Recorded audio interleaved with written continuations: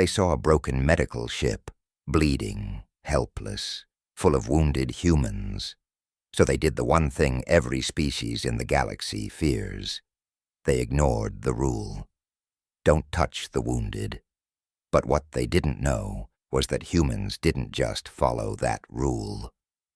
We wrote it. And we didn't write it to protect the weak. We wrote it to protect everyone else from what our wounded become.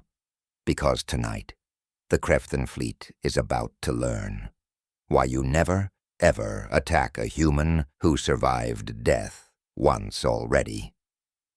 The medical frigate Nightingale drifted through the debris field, trailing atmosphere and coolant like blood in dark water. Commander Tobias Garrett watched the Krev'than battle fleet approach on his scanner, each capital ship burning fusion drives hot enough to light up half the sector.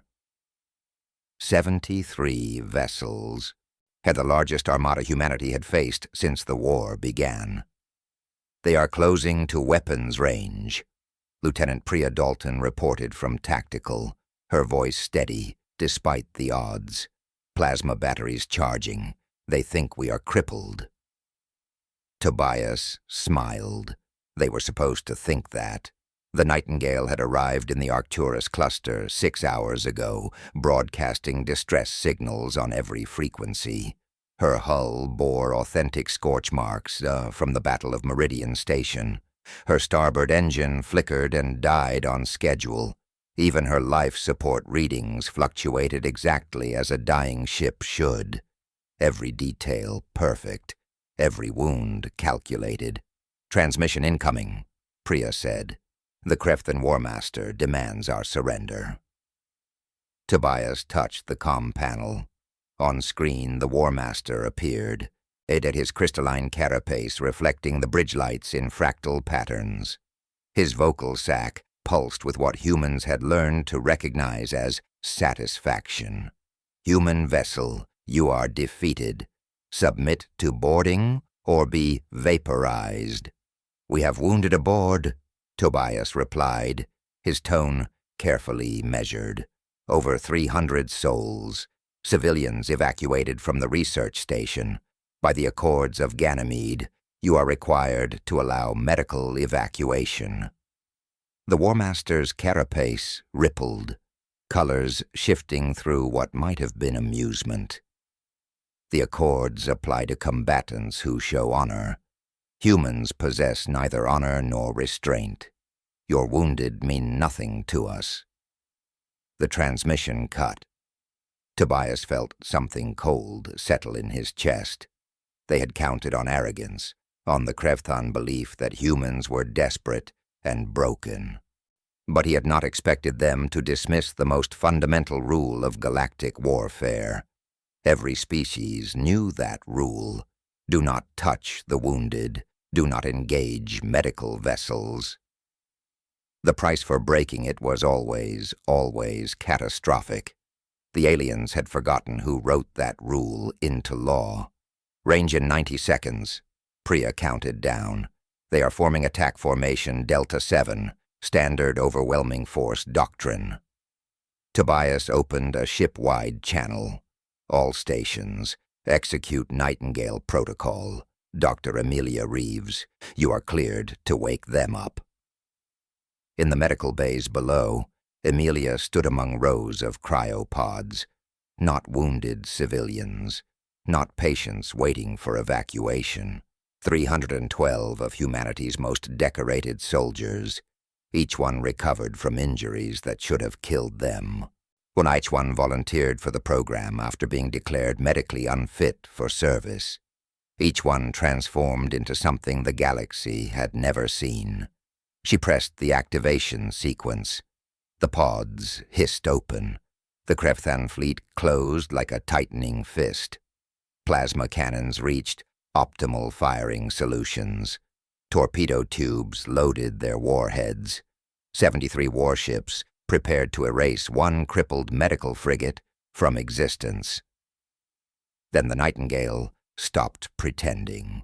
Her hull plating retracted, revealing weapon batteries that should not exist on any medical vessel.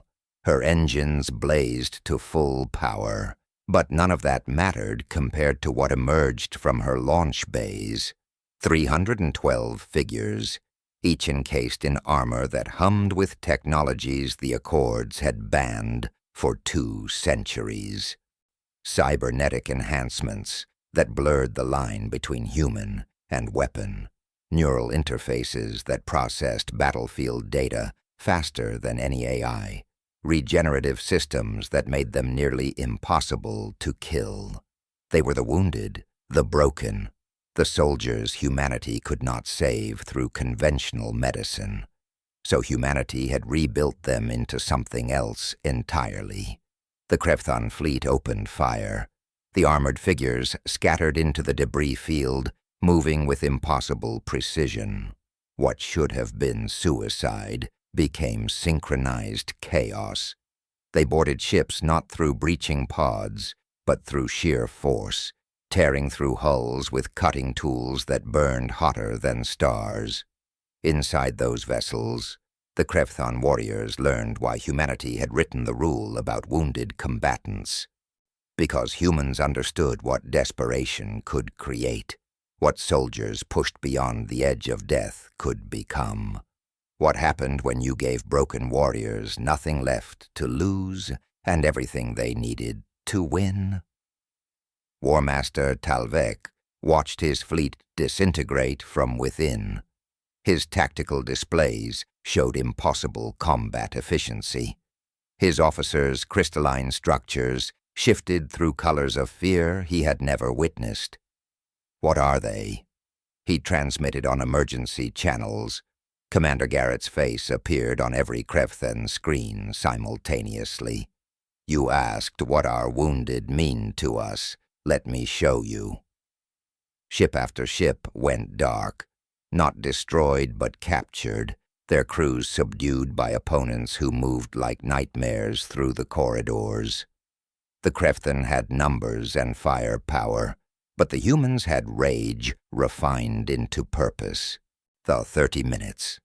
That was how long the greatest armada in Krev'than history lasted. Tobias stood on the bridge as the last enemy warship transmitted its surrender. Emilia appeared beside him, her medical insignia still visible on her uniform. "Casualty report?" he asked. 14 wounded, no fatalities. They are already healing. He nodded slowly. They always healed. That was the point. That was the horror humanity had unleashed when the galaxy forced their hand. "Broadcast on all channels," Tobias ordered. "Remind every species in the sector why that rule exists, why we wrote it, why they should never ever test it again." The Nightingale drifted among captured ships, her hull still scarred, her appearance still that of a broken vessel. But now the galaxy would remember what human mercy looked like when it ran out.